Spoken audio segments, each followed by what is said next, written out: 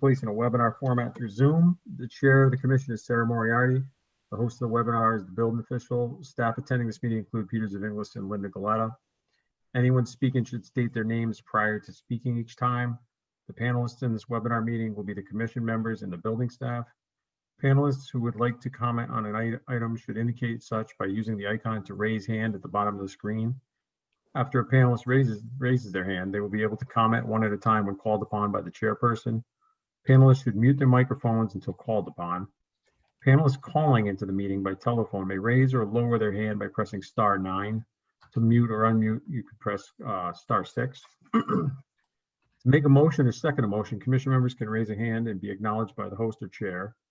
To vote on a motion, commission members will be called upon individually by the chair to vote. The public can participate in the meeting during the public communications agenda item. The public will be asked to raise their hand during public communications if they want to speak at this time by using the icon to raise hand at the bottom of the screen. The public will be called upon by the host one at a time and will be able to speak during this time. Attendees must identify themselves before speaking. All right. So I will call this meeting to order on January 5th, 2021 at 7:04. I don't think I need to appoint anybody. So I will take roll call. Moriarty here, Goodman. Here. Thank you. Oh, sorry. Levinson. Here. Ferguson. Here. Brady. Here. Peter. And Linda. I am here, and you may want to seat Bill as a regular voting member. Okay, I wasn't sure. Thank you. So I will seat Bill Ferguson as a regular voting member. All right. So Todd, since you're here, if you would like to read the call. Sure. Dear Matt, please publish the following public notice for one insertion on Monday, December 28, 2020. From notice of public hearing, Historic District Commission. Historic District Commission will have a public hearing on Tuesday, January 5, 2021 at 7 p.m. virtually via the Zoom platform to hear the following applications requesting a certificate of appropriateness. HDC 20-74, 51 Cliff Street, Thomas and Vicky LaFrance. Owners applicants Stonewall, PIN number 2619183288063. A Zoom meeting link will be posted to the town's website, meetings calendar, or can be attended by visiting www.zoom.us. Webinar ID 89590245971, password 194658, or by phone 1-312-626-6799. Applications are on file and available for public inspection during normal business hours at the Planning Department, 134 Groton Long Point Road, Groton, Connecticut, dated this 28th day of December 2020 at Groton, Connecticut. Todd Brady's end. Thank you. So move up the attendees quick to the panelists. Okay. Okay. All right. So there's only one public hearing on the agenda tonight, so I will call that one HDC 20-74, 51 Cliff Street, Thomas and Vicky LaFrance, owner applicant Stonewall. If they would like to start their presentation.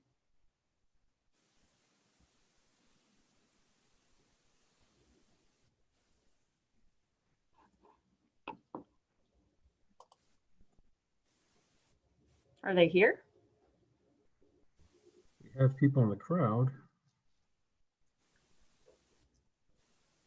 I believe the Elmers are neighbors who I have some documentation that I need to read into the record. But I was going to give the applicants the opportunity to present. I don't know if the other attendees, Frank or Will, have anything to do with this application. Linda, did you have any correspondence with the applicant? I did get a phone call from LaFrance on, what's today, Tuesday? It must have been yesterday morning. And I reached out to them but I never heard back again. So I don't really know if they are having trouble figuring out how to do the virtual, or I haven't heard. Okay, so I guess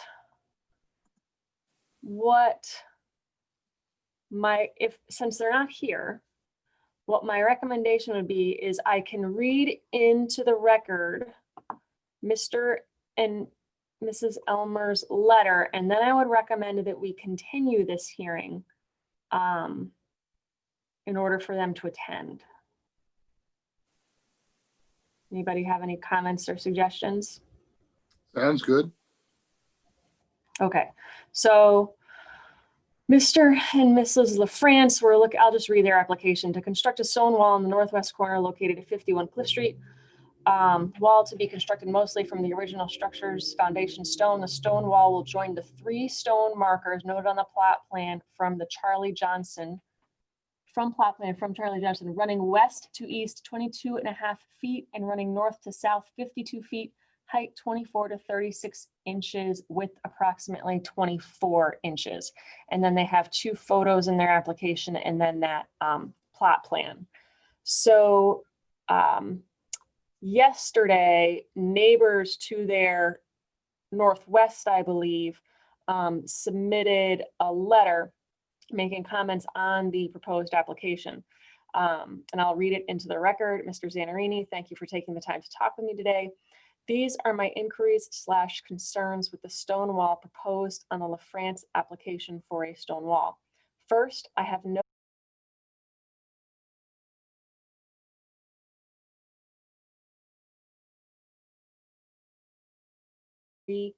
of the stone property markers that identify the common boundaries between our 2 properties. We do have the following concerns.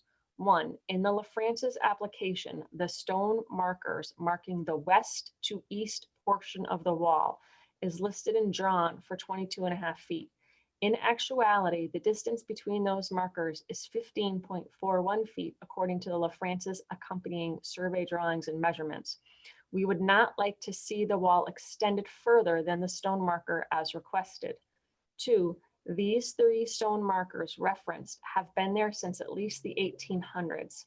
I am requesting the wall be built with at least 6-inch standoff from the edge of those markers onto the LaFrance property in order to assure that they remain accessible in the future. 3, the LaFrance's pictures show 6 large rocks already in place. These rocks currently straddle the property line. These were put there at my suggestion since we have a waterfall in our yard that has left its path in extreme weather and gone right through there, taking everything with it. I thought the rocks would break up the flow and debris. Since this will no longer be necessary, if the rocks are going to be included in the wall, we would like them moved in line with the wall and entirely on LaFrance's property. Thank you all for your time. Very respectfully, Gary and Cheryl Elmer. So I think that the LaFrance's need to make a presentation. So I would move to continue this till the next public hearing. Second. All in favor? Aye. I'll do a roll call. Moriarty, aye. Ferguson, Aye. Levinson, Aye. Brady, Aye. Goodman. Aye. All right, this application is continued until the next hearing. Okay. So for the Elmers, because I know they're in the audience, does that mean they should come to the next meeting if they want to say something?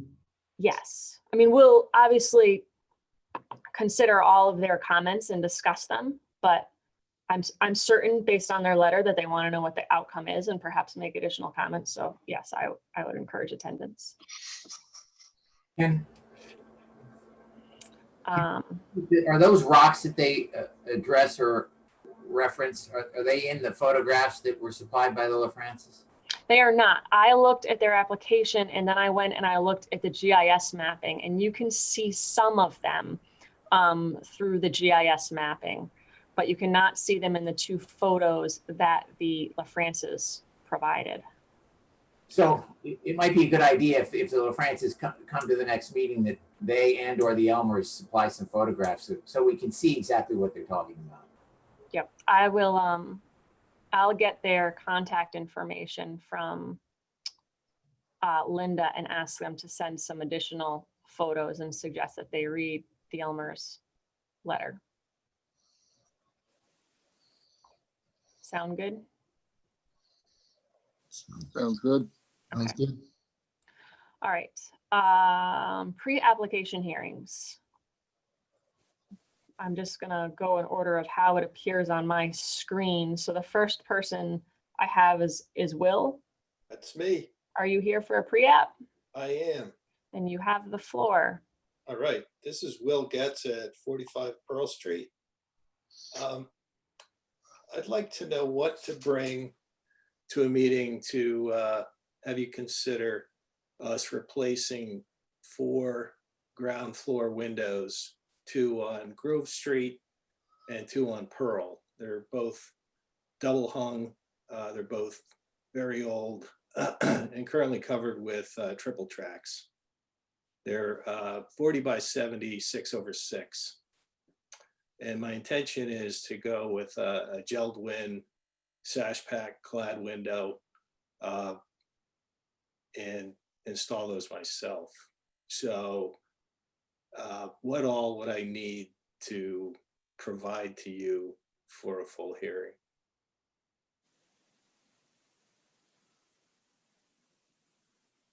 You're talking to Tom Zanarini to get set up for this. I'm sorry, could you say that again? Tom Zanarini, he works with the pre-application process. Okay, So you'd want to contact him and he would help you prep out and get ready for this meeting. okay. And so go through the pre-app with him and then I would be on the roll for a full application hearing or for another pre? So And- I would reach out to Tom and he'll be able to get you the application and the checklist of items that you need to provide, which are photos, a list of materials, a plot map, and he'll tell you the materials that you need. And then you can actually submit your application to the town prior to getting all of those materials ready. So Linda, correct me if I'm wrong, if he submits his application to you on Thursday, he can have his public hearing the 3rd Tuesday of this month. What I would suggest is to contact Tom Zanarini tomorrow morning Okay, and try and see if you can get on the agenda for the next meeting. so that's the If you have enough, town if staff you have who's enough of it, speaking. if you have enough of it all together for coming to the meeting as an actual meeting. Okay, and in your understanding of these kind of issues, is this a large undertaking? I mean, I've come before you for a shed, which was reasonably large, and also for removing windows on the back side of the house. Pictures of the windows that are going to be put in place, pictures of the house where the windows are going to change, plot plan. Pretty Right. much the And just some specs on the windows, materials. Company. specs on the, okay. This doesn't sound like a particularly complicated application. It's just that if you talk to Tom, he can give you the list. We have a checklist of what you need. And if Yep. you have all of that and you file your application, what, by Thursday morning, or is it Wednesday, Linda? Is it Thursday morning? We're trying to, but I would talk to Tom. He's got the deadline. We're altering the deadlines on that. So I think it's either Wednesday, late day, or Thursday pending. Okay. But you, And one more time for his last name. Zanarini, Zanarini.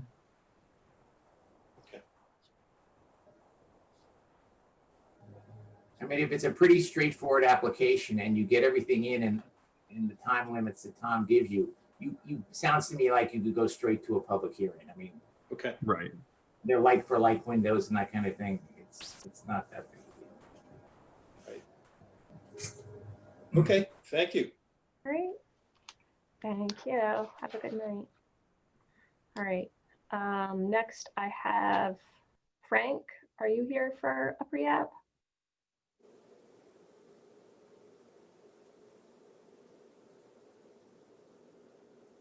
He's raising his hand. I'm asking him to unmute. See if he can.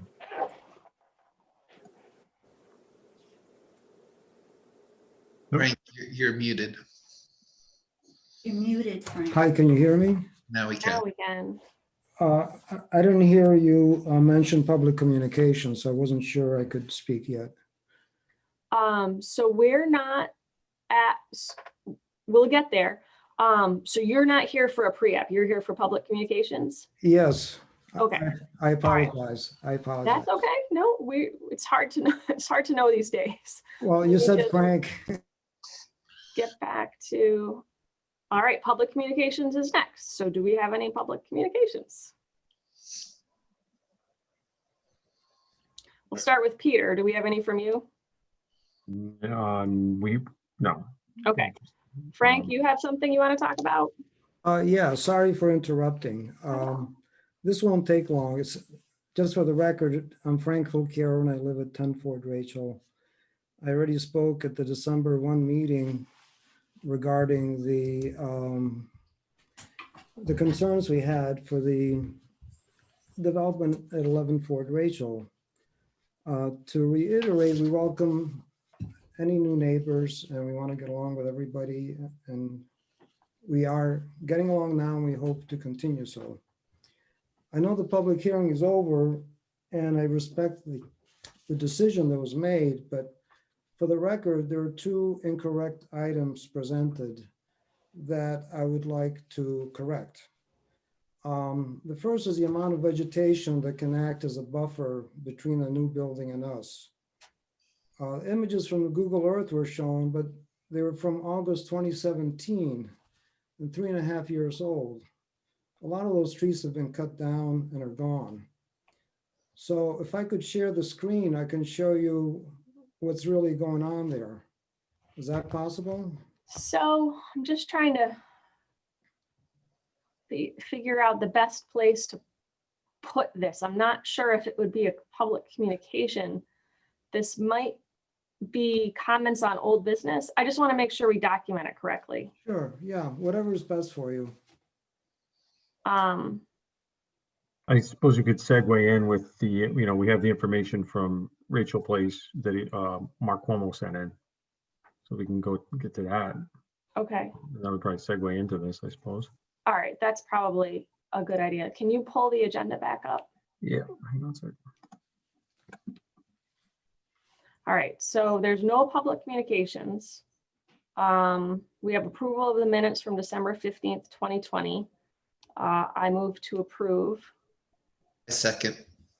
All in favor, I'll do roll call. Moriarty, aye. Goodman. Aye. Levinson. Aye. Ferguson. Aye. Brady. Aye. Okay, so now we have old business, and on our agenda is the 11 Fort Rachel Place, which was the, construction materials that he submitted post application. So I've reviewed them. I know that Todd has reviewed them. I don't know if anybody else has reviewed them, if they consider them satisfactory. I reviewed them. I don't like it, but it's acceptable as far as what they presented relative to presenting in the information. Don and Bill? Yeah, no comment. Okay. Yeah, I mean, Eric said everything I was thinking, so. Okay. So while we're on this topic, I would like to give the floor back to Frank to make his comments in regard to 11 Fort Rachel Place. Okay, can you hear me okay?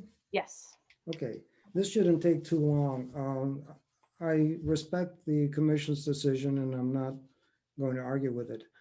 One of my issues is that the vegetation that was shown is 3.5 years old and most of it is gone. And I'd like to show you the difference between what was shown and what's really there if I could share the screen. Is that possible? Yeah, you should be able to right now. If you go to the share screen option, and see. Okay, so basically, what was shown to you is Google Earth August 2017. And what really exists is what you see on the right. That little bunch of trees way off to the right are going to be behind the house. So that was the first. I realized this was not the determining factor in approving it, but I think for the record, we should try to clarify the facts. The other thing I'd like to straighten out is that somebody, actually a developer, said that the house would be 300 feet from the road, from Fort Rachel Place. And I looked at the plan. It's actually 75 feet from the road and 115 feet from our house. Now I realize it's high land and it's gonna be a tall house. My concern is that it's only about 20 feet from the ledge and it's higher than the ledge. So what we're gonna see is the entire west elevation. And I would just like to ask the architect and developer if they could do something to kind of break up this giant mass, which is legal and has been approved, to make it a little less dominant in the neighborhood. I'll go back to this. Our other concern is that old stone wall. It's on our property, but actually the property line might go over it a little bit. And with all the heavy equipment going by, that stone wall is holding up about 80 feet of Fort Rachel. And every year it leans over a little more. So I think there's got to be some thought to the size of the equipment or the heaviness. And I realize this may not be the right forum, but this might be my last chance to have my 15 minutes of fame. So if there's something could be done to make sure that wall doesn't keep leaning. And our last concern was blasting. There's a lot of rock up there, so they have to blast. I'm hoping that they're going to be cognizant that they have some old houses around them. So that's really all I had to say. And it's mostly for the record, just to establish that two of the facts presented were incorrect. Okay, well, thank you. And I will also make sure that we pass your concerns on to the architect and builder. Thank you. All right. For what it's worth, though, I expressed both those comments to you all, and I was trying to tell you what Frank was telling you was the case at the time, and everyone dismissed it, with the exception of Bill. Well, I don't know if it was dismissed. Just because we voted for it doesn't mean that it wasn't dismissed. I think it was blatantly ignored, the fact that Mark, and it's tough for me to say this because I'm working with Mark on a project right now, but he misrepresented the facts relating to this application. He misrepresented going to the neighbors. He misrepresented the vegetation. He misrepresented the location, and it was just accepted. And I think that's frustrating. So it just encourages people to come in and tell a story, and whatever that story is, we're just accepting. And I told you I knew this property so well because I lived there. Mm-hmm. I remember that, yes. But it is what it is at this point. I mean, I've accepted it, and it sounds like Frank has too. It's just upsetting that it's allowed that someone can come in and do what they want. You wouldn't do that in your profession, and I wouldn't in mine. Right. So I'm the vegetation component, I'm not really sure. That's not something that we're supposed to take into consideration in the first place. So yes, I get that. It probably shouldn't have been shown if it was a different year. And yes, those two images are similar. I would have to go back to look at the mapping to see the distance of the house, because I don't remember that.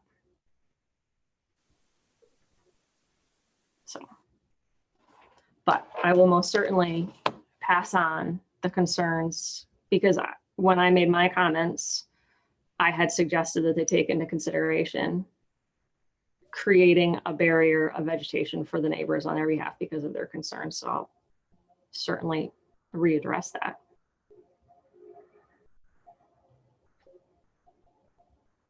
So, all right, does anyone have any other comments on this particular topic? Okay. I've lost my agenda. Any other old business? Is Bill a permanent member now, or how did that work out? No, I haven't had that communication. I haven't had anyone get back to me. So I will make a note of that to do it again tomorrow. Just one comment. I was supposed to submit that change for that Boral to solid gold, but with the holidays and everything, honestly, I just forgot about it. So I'm gonna do it tomorrow and get it into Linda.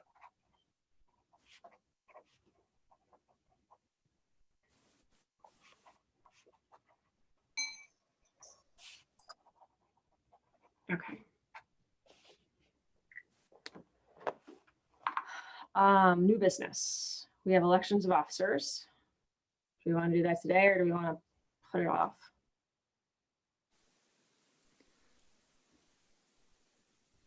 Is anybody interested in being vice chairperson? Yeah, Oh, that's right. I forgot Mark was our vice chair.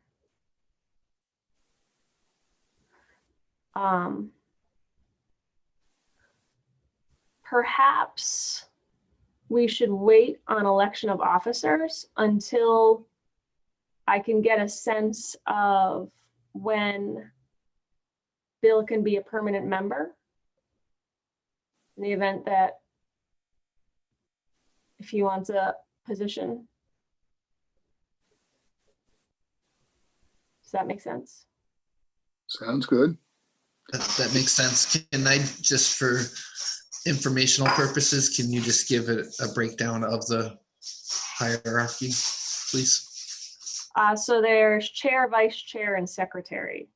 So presently, I'm chair, Mark Summers was vice chair, and Todd is secretary. Wasn't Heather something? No. Yeah, Heather was the vice chair. Oh, that's right. She took over for Mark.